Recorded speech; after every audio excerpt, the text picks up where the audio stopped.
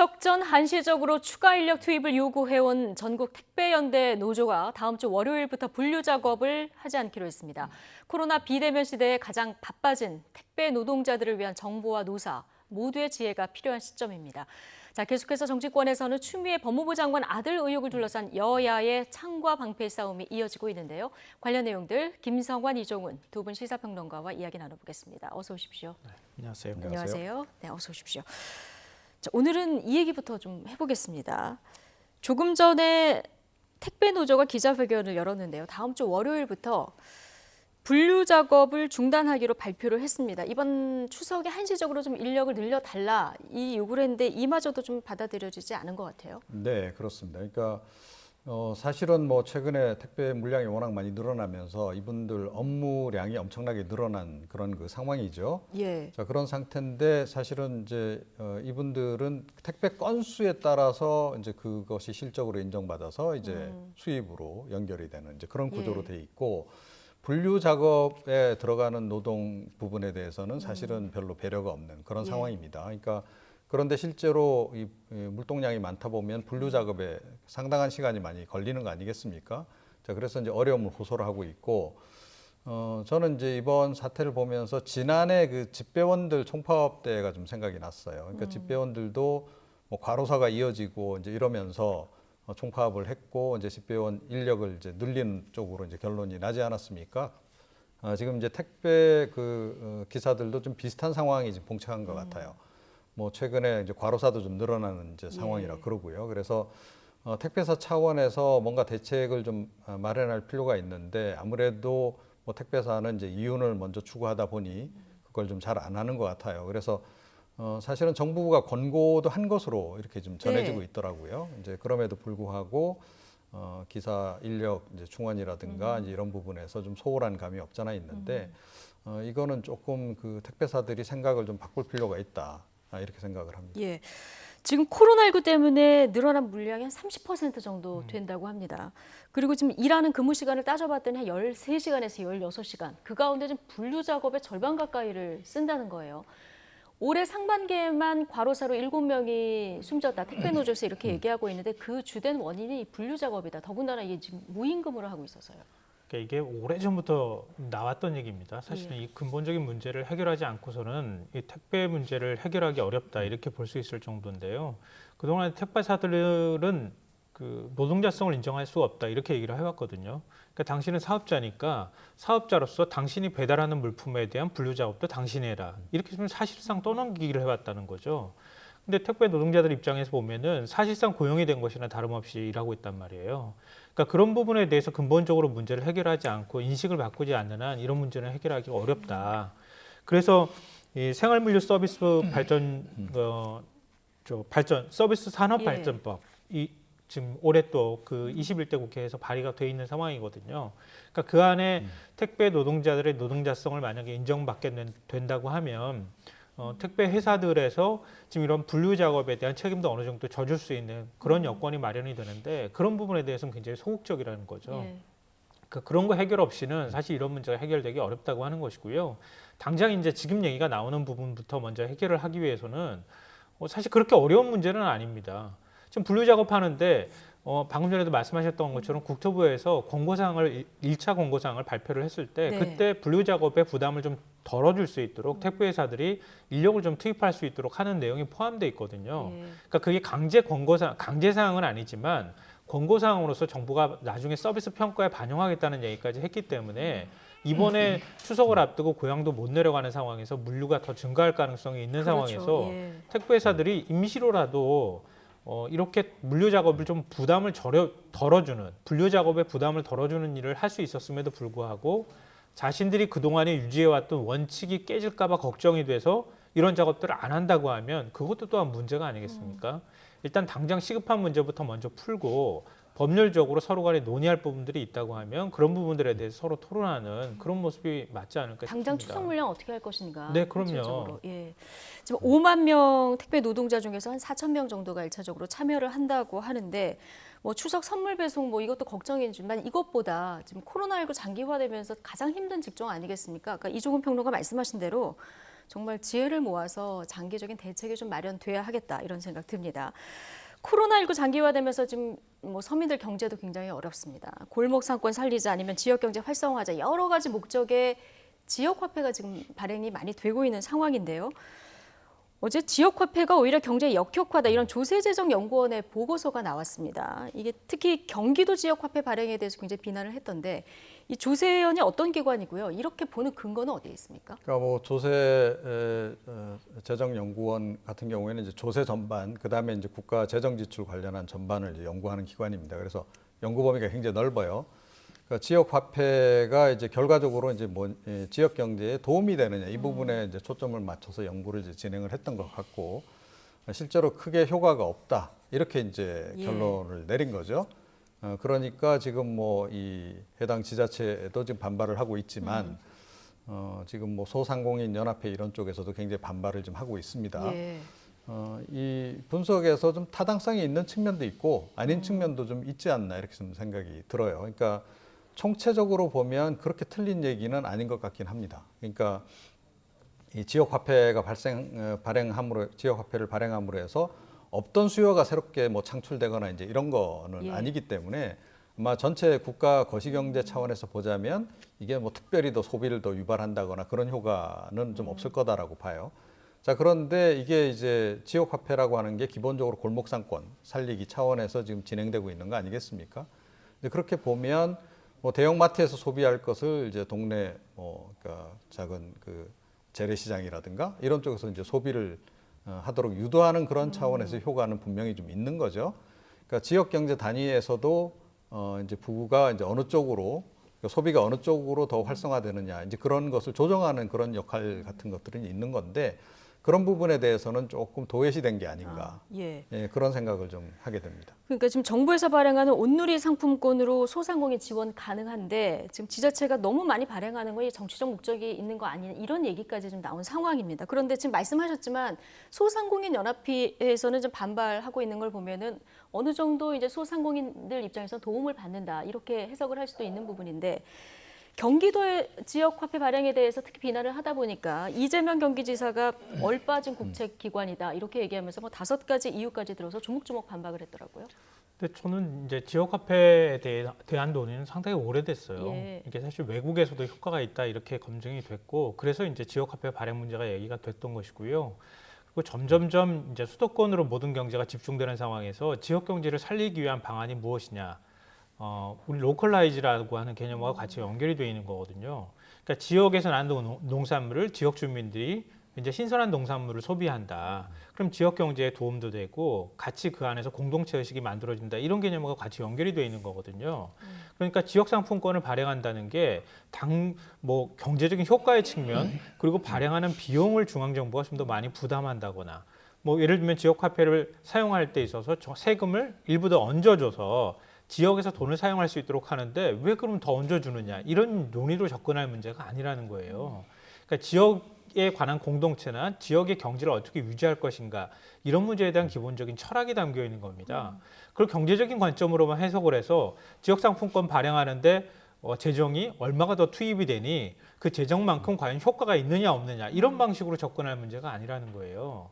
그러니까 뭐 우리 몸으로 얘기하면은 우리 몸이 굵은 이 동맥이나 정맥을 통해서 혈액이 돌기는 하는데 그 말단에 있는 미세 그 혈관에까지 혈액이 도달하기 위해서는 더 많은 노력이 필요하잖아요. 그렇죠. 근데 그거 도달하는 데까지 다른 건 필요 없다.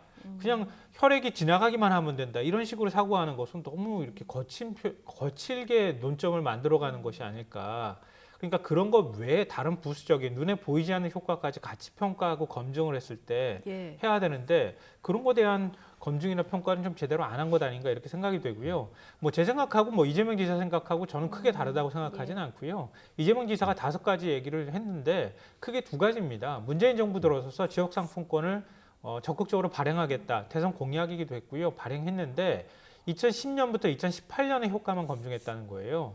근데 본격적으로 발행한 거는 2018년경부터 시작해서 발행하기 시작했던 건데 그럼 문재인 정부 들어서서 발행했던 효과는 제대로 평가가 안 됐던 것 아니냐 이런 부분이 하나가 있고요.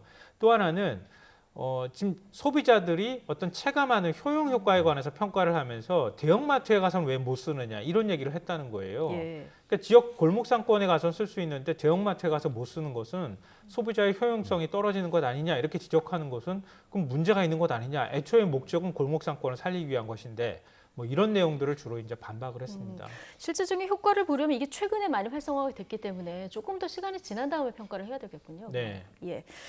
자, 오늘 코로나19 확진자 수 153명, 다시 100명대 중반까지 좀 올라가서 조금 방역 당국이 긴장할 만한 수치가 나온 상황인데요.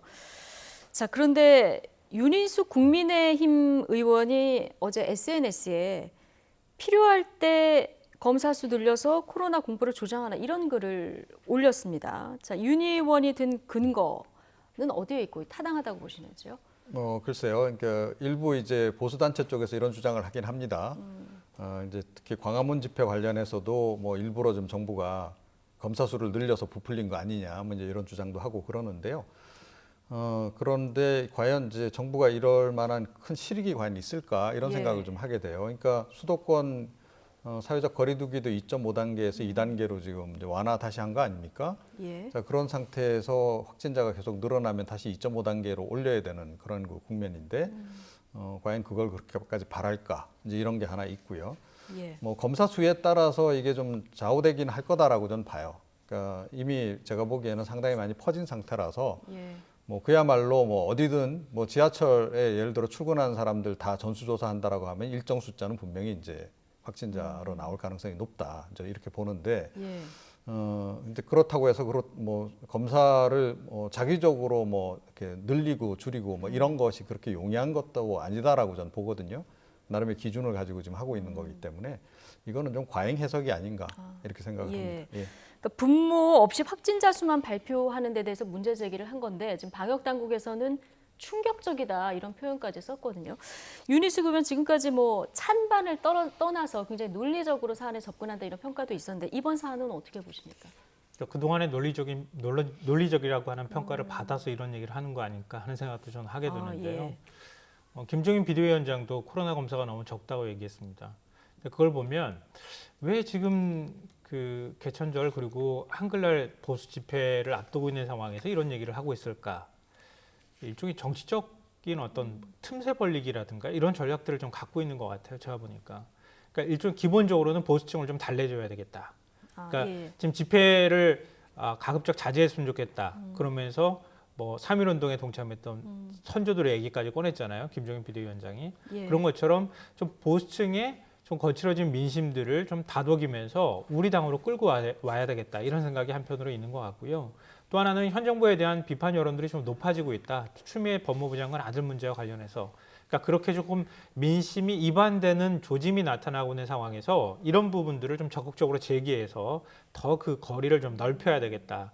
이런 정치 정략적인 어떤 기존 목적이. 보수 지지층 좀 다시 예, 끌어모으고 보수 지지층도 있다가 끌어오고 기존에 좀 민심이 흐트러져 있는 민심, 이반돼 있는 좀 민심들을 더 벌리면서 우리 지지층으로 끌어오겠다. 이런 전략까지 포함되어 있는 것 같은데요. 뭐 제가 굳이 말씀드리지 않아도 굉장히 좀 뭐라 그럴까요? 정치적 공격으로는 어느 정도 의미가 있을지 모르겠지만 전반적인 우리 사회의 입장에서 본다면 굉장히 수준 낮은 공격이다. 이렇게 저는 개인적으로 생각합니다. 그러니까 지금 이제 그 주장하는 논리는 그거예요. 영국이나 미국이나 이런 데는 검사 건수가 굉장히 많은데 왜 우리나라는 검사 건수가 그렇게 적지? 이렇게 얘기하고 있는데요. 얼마 전에 우리 국민들의 면역 그러니까 항체 형성률이 어느 정도 되는지 검사를 했었잖아요. 예. 그때 0.1%도 안 나왔어요.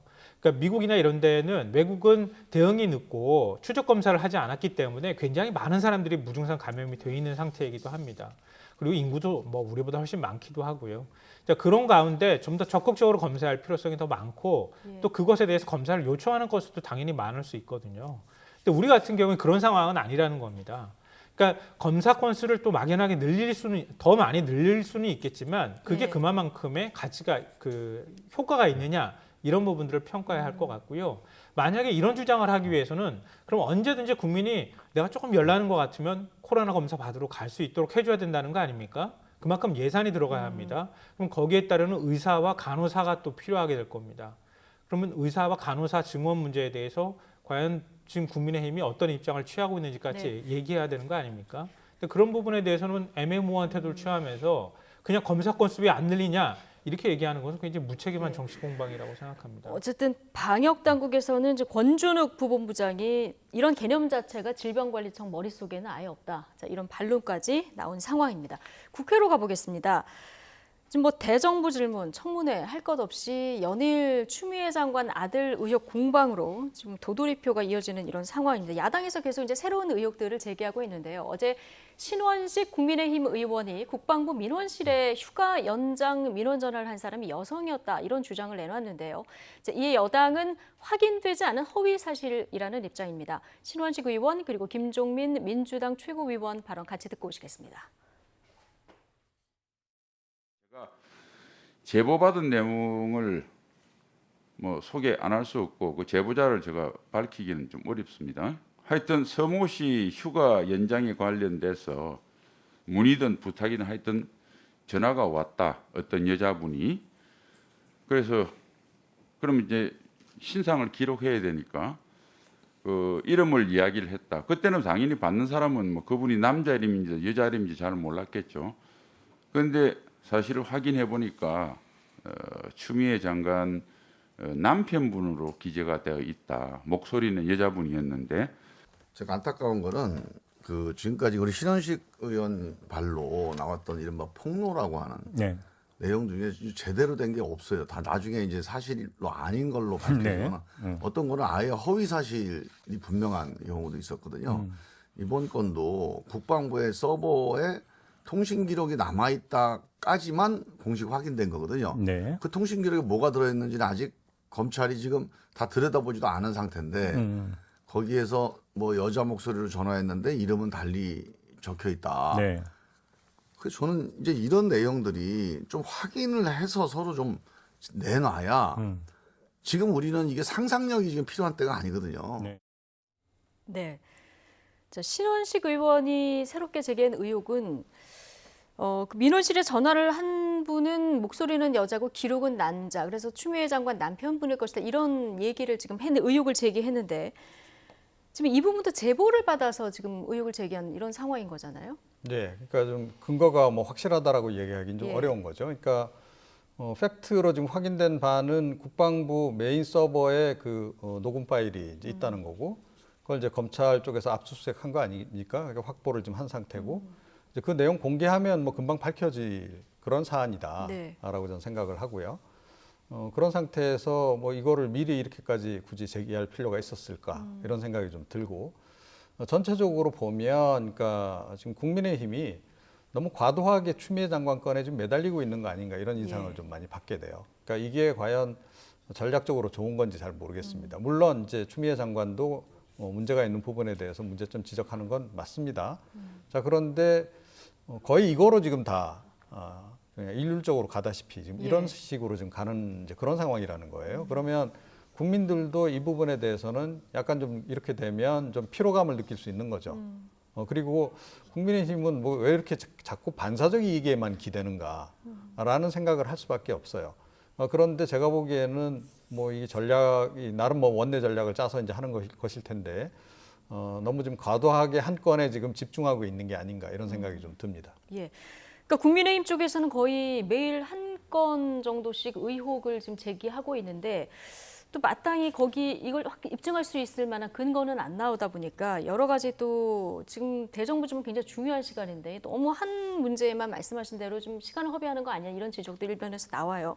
국민들 입장에서는 차라리 검찰이 이 부분 그냥 중간 수사 발표를 하는 게 어떻겠냐 이런 의견도 나오거든요. 어떻게 보십니까? 검찰이 압수수색했잖아요. 예. 통화 기록 압수수색했다고 하고요. 그럼 검찰이 그걸 그럼 조작을 하겠습니까? 어떻게 하겠습니까? 나중에 증거로 다 남을 수밖에 없는데 그럼 지켜보면 되는 것인데 조금만 더 참아주면 되는 것인데 그걸 못 참는 거예요. 제보라고 해서 얼마나 신뢰할 수 있는 제보인지도 잘 모르는 상황이고요. 사실 굉장히 많은 국민들이 이제 좀 그만했으면 좋겠다 얘기합니다. 그러니까 휴가를 일부 가는 데 있어서 특혜가 있을 수도 있겠다. 그렇지만 이 사안이 모든 국정을 이 부분에만 집중할 만한 사안이냐? 이 부분에 대해서는 동의하기는 어려운 상황이라고 저는 생각해요. 그러니까 그 부분에 대해서 검찰이 지금 압수수색 적극적으로 하고 있고 수사를 하고 있으니까 조금만 좀 기다려주면 좋겠고요. 근데 신원식 의원 같은 경우에 지금 뭐 그 국민의힘 쪽에서 보이는 태도를 보면 이게 뭐랄까요? 정치권이 공방을 벌이면은 일정하게 어떤 규칙이나 룰을 가지고 전략을 가지고 접근해야 되는데 그게 아니라 막 무차별적으로 막 갖다 퍼붓는 것 같은 느낌을 받게 돼요. 그 신원식 의원 주장은 그런 겁니다. 그러니까 추미애 장관이 전화는 했지만 기록에는 남편의 이름으로 남겨놨다 이런 거잖아요. 그 바로 직전에 나왔던 논란이 뭡니까? 추미애 장관이 직접 민원실로 연락했다. 그때 당대표를 밝혔느냐 안 밝혔느냐 그거에 따라서 이게 민원이냐 아니면 청탁이냐 구분할 수 있을 것이다. 그렇게 얘기했어요. 그럼 그 관점으로 보면 추미애 장관이 자신이 전화했는데 이제 여당 대표라는 걸 밝히지 않았다는 거 아니에요.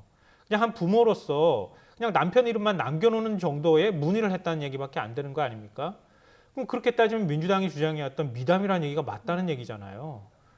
예. 그럼 나머지 남은 논점은 그거예요. 아, 추미애 장관이 전화 안 했다면서 안 했는데 전화했네? 거짓말한 거네? 이걸 또 얘기하고 있는 거예요. 예.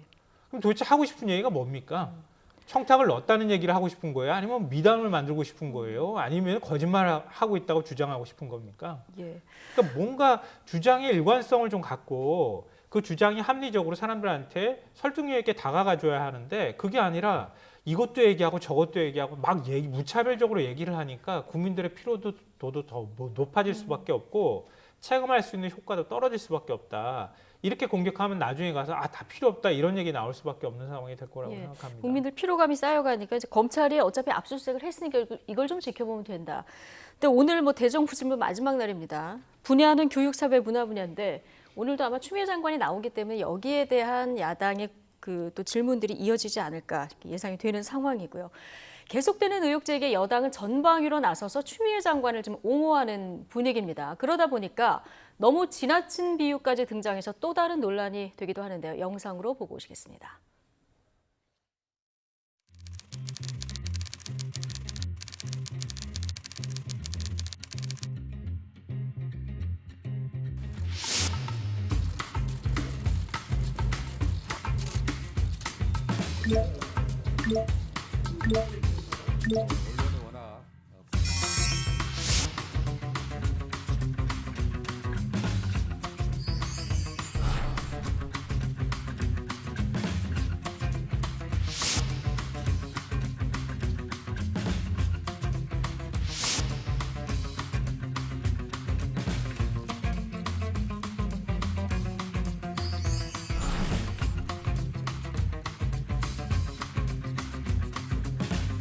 내에서 정치에 개입하고 그랬던 세력들이 쿠데타까지 일으켰습니다. 이제 그런 것들이 안 되니까 그 세력들이 국회에 와서 공작을 합니다.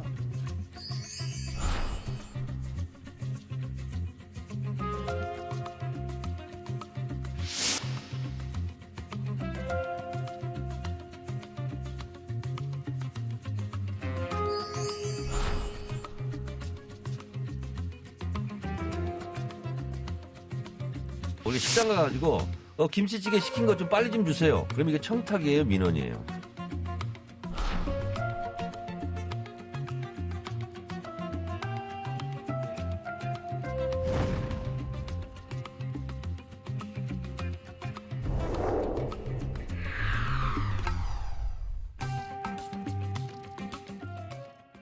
네. 뭐 김치찌개 발언부터 어제 나왔던 안중근 의사 비유, 뭐 쿠데타 발언까지 쭉 이제 보고 왔는데 어제 민주당 홍영표 의원이 쿠데타 세력이 국회에 들어와서 공작을 벌이고 있다. 그래서 군 출신 야당 의원들이 반발하면서 이게 회의장을 나가는 이런 일도 있었습니다. 네. 그러니까 좀 과한 표현이죠. 그러니까 누가 보더라도 그래요. 그런데 이거는 상당히 의도된 발언들이라는 거예요. 아, 예. 그러니까 정치적으로는 뭐 결국은 자기 정치하는 겁니다. 예. 자, 이렇게 해서 이제 어찌 됐건 이제 그 자당의 지지 세력들 사이에서 본인의 존재감을 높이기 위해서 이제 하는 행동들인데 이게 참 그 기시감이 드는 것이 과거에 친박계들이 이제 그 탄핵 국면에서 했던 그런 행보들을 그대로 지금 친문계 핵심들이 지금 반복하고 있다는 거예요.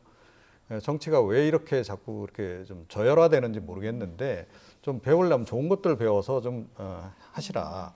나쁜 것들은 좀 배제를 하시는 게 좋을 것 같은데 여전히 좀 반복되고 있는 게 굉장히 좀 국민적 관점에서 좀 안타깝다. 이런 말씀을 좀 드리지 않을 수 없어요. 예. 그리고 비유를 하더라도 그 수위가 있는 거 아니겠습니까? 그런데 안중근 의사를 이 사안과 관련해서 끌어들이겠다라는 발상 자체가 참 이거는 기가 막힌다. 정말 예. 말이 안 되는 그런 발상들 국회의원들 스스로가 좀 이건 굉장히 자제해야 될 일이다. 그러니까 예. 국회의원도 격이라는 게 있는 거 아니겠습니까? 너무 격 떨어뜨리는 그런 발언들은 좀 자제를 해줬으면 좋겠습니다.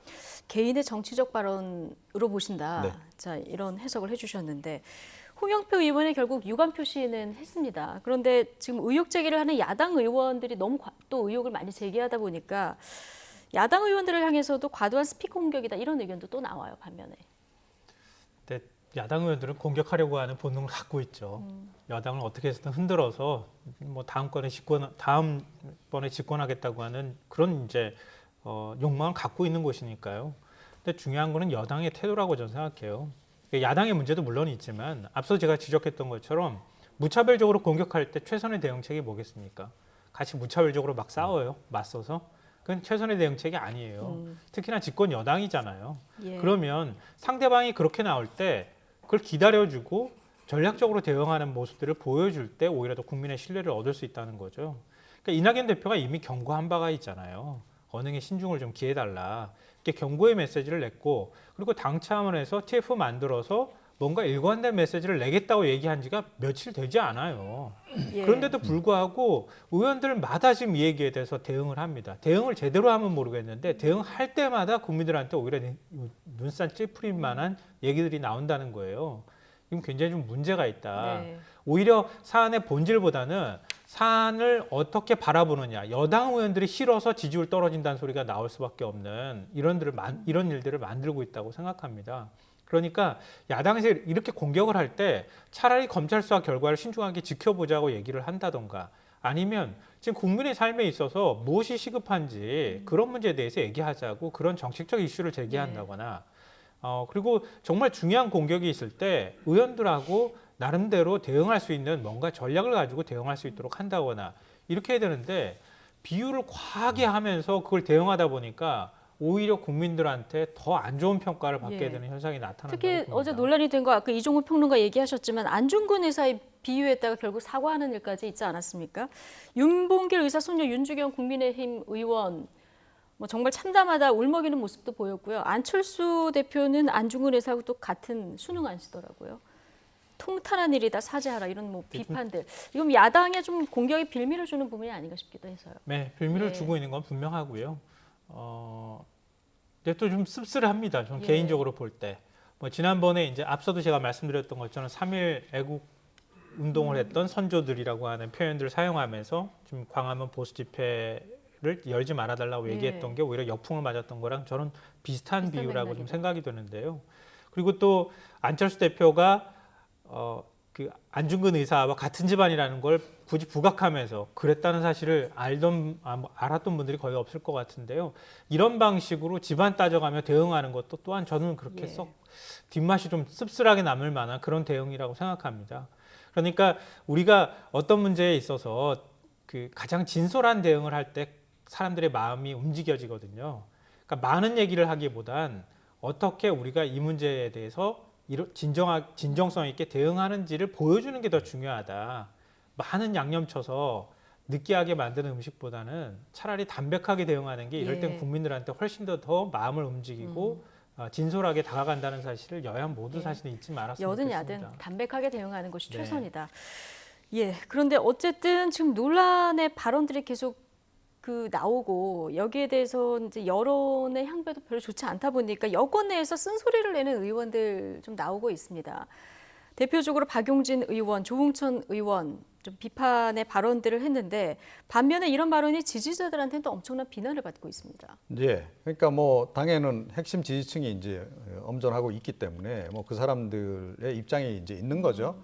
자, 그렇긴 한데 이 민주당이 어떤 뭐 특정 이념을 아예 그거에 고착화된 그런 정당이면 모르겠지만 대중정당이라는 거죠. 예. 그리고 언제나 이제 수권을 하기 위해서는 뭐 외연 확장을 얘기를 하고 그래서 이제 반대파 쪽에서도 사람을 심지어 끌어오기도 하고 이제 그런 상황이라는 거예요.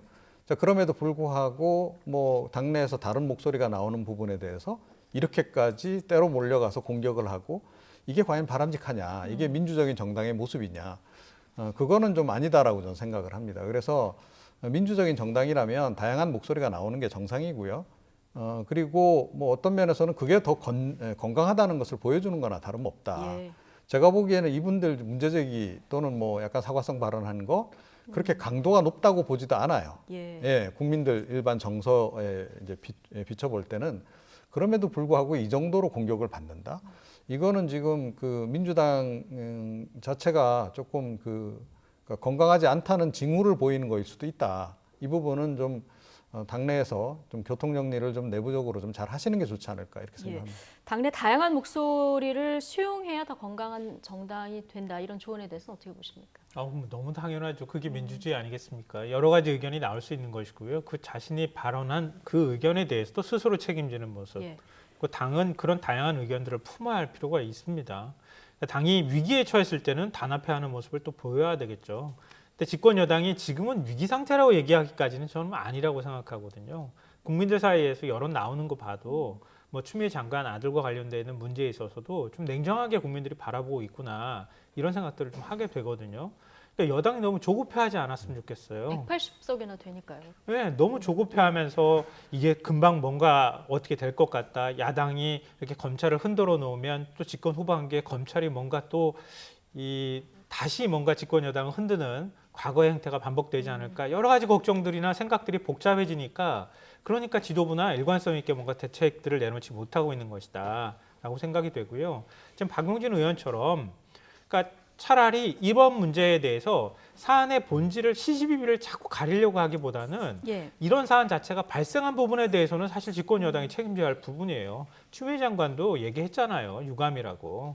그랬던 것처럼 일단 이런 문제에 대한 총체적인 책임을 지는 모습을 보여주는 게 가장 첫 번째 자세일 것 같고요. 두 번째로는 뭔가 문제가 나왔을 때 지금 검찰 수사가 되고 있으니까 빨리 수사 결과 내놔달라. 명백하게 또 엄정하게 수사해달라고 얘기하는 겁니다. 네. 그건 말고 지금 정치권이 할 수 있는 게 뭐가 있습니까? 숱한 의혹 제기만 나오고 난 다음에 나중에 가서 아무도 책임 안 집니다. 윤미향 의원과 관련해서 지난번에도 엄청나게 많은 의혹 제기 있었잖아요. 뭐 무슨 모금한 거 전부 개인이 착복해서 집 사고 딸 유학비 주고. 지금 검찰 수사 결과 어떻게 나왔습니까? 그런 부분에 대한 의혹은 사실이 아닌 걸로 확인이 됐잖아요. 그러니까 그런 거랑 마찬가지라고 저는 생각합니다. 네. 윤미향 위원권은 뭐 6개 혐의로는 기소는 됐고 나머지 뭐 여러 또 다른 의혹들에 대해서는 또 무혐의가 된 부분이 있어서 이걸 좀 봐야 되는 상황이고요.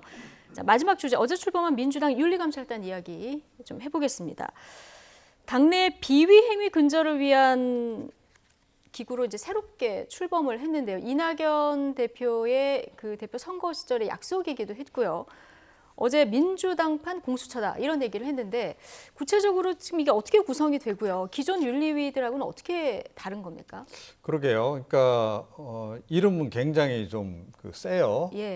뭘 대단한 걸 할 것처럼 그렇게 느껴집니다만 제가 보기에 그냥 옥상옥에 불과하다라고 봐요. 그러니까 뭐 당에서 이런 걸 만든다 그래서 여기 사법 기능을 갖는 것도 아니고 뭐 실제로 뭔가 처벌을 할 수 있는 과연 그런 역할을 할 수 있느냐 아니다라는 거죠. 윤리심판원에서 최종적으로 판정을 내리기 전에 어떻게 보면 기초조사를 하는 그런 이제 기관인데 이름은 감찰단 그래서 굉장히 좀 서슬이 사실상 뭐 검찰 역할처럼 민주당 내에서 서슬 퍼런 듯한 이제 그렇게 이제 하는데 이게 그동안에 뭐 윤리심판원의 기능과 관련해서 논란이 많았잖아요. 국회 뭐 윤리특위나 뭐 이제 각 당에 있는 윤리기구라고 하는 것이 과연 제대로 기능하고 있느냐. 뭐 그야말로 결과적으로 면죄부나 주는 그런 정도 손방망이 처벌 남발하고 그런 조직이다라는 이제 평이 많은데 과연 이제 이 감찰단이 만들어짐으로 해서 뭐 더 엄정하게 대응을 할까 하는 부분에 대해서는 국민들이 상당한 의구심을 많이 가지고 있다. 그리고 조금 전에 말씀드렸듯이 윤리심판원이 기존에 있는 상태에서 이 감찰단을 만들게 되면 오히려 절차만 길어져요. 간단하게 얘기해서 실제로 징계까지 가는데 시간만 더 걸리는 거죠. 제가 보긴 그래요. 그래서 결과적으로 보면 여론이 잠깐 잠재워질 때까지 시간을 오히려 끌기 위한 용도로 이걸 또 만든 거 아닌가 이런 생각조차 들 정도다. 물론 이런 우려도 있지만 지금 당내에서 나오는 비위들에 대해서 굉장히 철저하게 대응하겠다라고 해서 새롭게 만든 기구라 기대도 되는 면이 있는데 어쨌든 지금 민주당에서 제기되고 있는 의혹에 대해서 어떻게 처리하느냐 이 부분을 보면 앞으로 이제 진정성을 좀 볼 수 있을 것 같은데요. 자, 첫 대상이 지금 이상직 의원과 김홍걸 의원입니다. 두 사람은 재산 신고 누락이라는 공통된 의혹을 받고 있는데요. 김홍걸 의원과 관련해서는 범 여권, 김진애 의원까지 지금 비판에 나선 상황이고요. 이스타항공 대량 해고 사태와 관련해서 가장 큰 책임자로 지목되고 있는 이상직 의원, 지금 노조는 어떻게 말하고 있는지 인터뷰 내용 각각 듣고 오시겠습니다. 그러니까 한 분은 본인의 실수다, 한 분은 보좌진 내지는 배우자의 실수다, 뭐 이런 식으로 얘기하는데 그거 다 그냥 뭐 구실이고요. 그러니까 솔직히 재산이라고 하는 거는 부부 사이의 재산이라고 하는 거는 서로 이제 더군다나 이렇게 재산 신고했을 때는 명확하게 밝히는 게 맞을 거고 그렇죠. 분양권이 재산이 아니라는 거를 너무 상식이 없으신 분이 아닌가 뭐 이런 생각도 좀 들고. 이스타항공이 고용보험료 체납으로 인해서 정부의 지금 고용유지 지원금조차 받지 못하고 있는 상태였습니다. 네. 이상직 의원이 실질적 오너로서 고용보험료 5억 원만 내면 나머지 모든 직원들이 지금 3월까지 정부의 고용유지 지원금을 혜택을 보면서 충분히 버틸 수 있는 상황이라는 거죠. 고용보험료 5억을 안 내서 이것도 안 된 겁니까, 그러면? 네, 그렇습니다. 네, 먼저 이상직 의원이 관련된 이스타항공 대량 해고 문제부터 보면 지금 605명이 해고된 현 정부 들어서 가장 큰 그 해고 사태입니다. 지금 이 실질적인 소유주자 아니냐 이상직 의원은 아니라고 얘기하고 있는 상황이지만 박이삼 노조위원장 말에 따르면 일단 실질적 오너를 보고 있는 거고요. 그리고 더욱이 지금 5억 원 고용보험금을 안 내서 지금 이 사태까지 왔다 이런 얘기를 했거든요. 어떻게 보십니까? 이상직 의원이 실소유주라는 사실 모르는 사람이 누가 있습니까? 지역사회에 있는 사람들은 아마 다 알 거예요. 이스타항공 설립하는 과정에서 굉장히 많은 노력을 했던 것도 맞고요. 정치권 인사들과 함께 이스타항공을 키우는 데 있어서 많은 도움을 요청했다고 하는 얘기도 들리기도 하고 그랬었어요. 그러니까 그런데 어느 순간부터 이제 정치권에 들어가고 난 다음에 실제로 그리고 형식적으로는 오너 관계가 만들어지지 않는 것처럼 만들어져 있지만 실제로 가족이 다 지배하고 있는 회사고 또 그 뒤에 이상직 의원이 있다고 하는 사실을 모르는 사람이 없습니다. 근데 이 사안이 왜 중요하냐면요. 문재인 정부가 노동정책을 어떻게 대할 것이냐 그리고 국회의원이 그 문제에 대해서 어떤 책임성을 질 것이냐 이런 문제하고도 연결이 돼 있어요. 그러니까 노동계가 이 문제를 굉장히 주시하고 있을 거라고 보고요. 그러니까 최소한의 국회의원이고 사회적 공인이고 지역사회를 책임지고 있는 지역구 국회의원이라고 한다면 이런 문제가 터졌을 때 그러니까 뭐 바라는 바는 사제까지 다 출연해서 화사를 살리기 위해서 헌신했으면 좋겠다 이런 기대는 우리는 하고 있지만 뭐 거기까지는 안 간다 하더라도 최소한 수백억 원 임금 체불이 발생하고 회사가 이렇게 어려워지고 또 지금 이제 고용보험 5억 원 얘기까지도 나오는 건데 그런 부분에 있어서 뭔가 책임지는 자세를 보였으면 아마 지금 이 사태까지 저는 안 왔을 거라고 봐요. 근데 나몰라라 하면서 내버려 뒀다가 나중에 결국은 회사가 거의 공중분해 가까운 상황까지 와버리면 그 부분에 대해서 당연히 책임을 물을 수 있는 거 아니겠습니까? 예, 이낙연 대표도 이스타항공 문제 심각하게 받아들인다 이런 얘기를 했는데 지금 위장 이혼 의혹도 제기가 됐어요. 2000년대 초에 그 이혼을 했는데 총선 때는 또 선거운동 같이 하는 저 사진이 있어서 이거 어떻게 보십니까? 그러니까 이것도 결국은 이제 나름 이제 회사 지키기 내지 재산 지키기 그런 차원에서 다 좀 이루어졌던 일이 아닌가 이렇게 좀 추정이 됩니다. 그러니까 실제로 뭐 내막까지 우리가 다 알 수 있는 그런 상황은 아닌 거니까요. 그런데 하여튼 실제로 그 이스타항공을 실제 소유했던 것은 분명하죠. 그건 뭐 그 회사 주식 관계를 보더라도 명확하게 드러나지 않습니까? 그리고 자녀들이 주식 보유하고 있을 뿐만 아니라 또 회사 경영에도 직접적으로 개입을 다 했던 거고 관여를 했고 직책도 가지고 있었고 이제 그런 상황이라고 본다면 실소유자였던 게 이제 분명한 거고요. 이제 그와 관련해서 이제 지금 노조 쪽에서 요구하는 게 최소한의 책임이라도 지라는 얘기를 지금 하는 거예요. 그러니까 고용 이제 보험 얘기도 나옵니다만 가장 기본적으로 해야 될 부분조차도 안 하고 이거를 이제 떠넘기는 이제 이런 식으로 이제 하는 그 자세에 대해서 이제 문제 제기를 이제 하는 거고요. 제가 보기에는 이 노조 쪽에서 그 이야기하고 있는 얘기들이 대부분 다 맞는 얘기예요. 다 합리적인 얘기고. 그 부분을 지금 여당 지도부도 합리적이라고 판단 내렸기 때문에 지금 이상직 의원에게 지금 책임을 지는 자세를 보이라는 얘기를 지금 하고 있는 거고 김현미 장관도 나서서 지금 얘기를 하고 있는 거 아닙니까? 소관부처 장관이 이런 정도, 더군다나 예. 여당이고 어떻게 보면 같은 편끼리 이런 얘기를 할 정도면 이거는 분명히 이상직 의원의 그 행보에 좀 문제가 있는 거다. 이렇게 예. 보지 않을 수 없습니다. 자, 이 사안을 윤리감찰단에서 어떻게 들여다볼지 좀 보도록 하고요.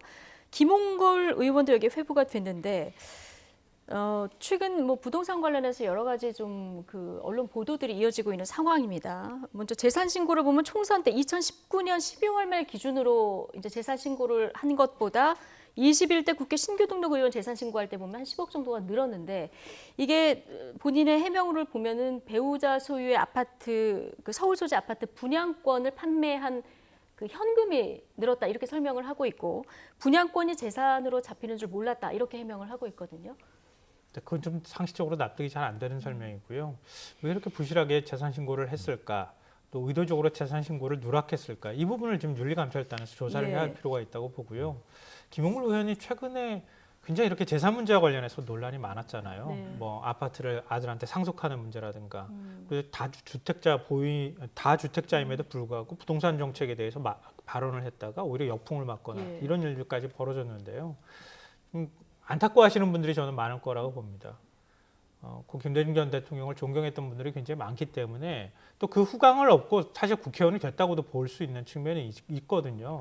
그러니까 부친의 명예를 더럽히지 않도록 훼손하지 않도록 일 처리를 좀 했으면 좋겠다. 그런 것에 걸맞게 만약에 문제가 있다면 문제가 있는 부분에 대해서 실수라면 실수에 대해서 사과하면 될 것이고요. 자신이 그때 잘못 판단했으면 잘못 판단한 것에 대해서 떳떳하게 오히려 밝히고 솔직하게 책임을 지는 얘기를, 모습을 보여줘야 한다. 만약에 그렇지 않고 끝까지 가서 저는 이번에 윤리감찰단에 두 의원이 이제 그 조사 대상에 포함이 됐다는 것은 민주당 입장에서도 이번에 조사해서 뭔가가 드러나면 확실하게 끊을 건 끊고 가겠다고 하는 의도가 지금 들어가 있다고 저는 생각하거든요. 그렇겠죠. 예. 그러니까 그 첫사리가 되는 불명예를 좀 안지 않았으면 좋겠다고 생각합니다. 예.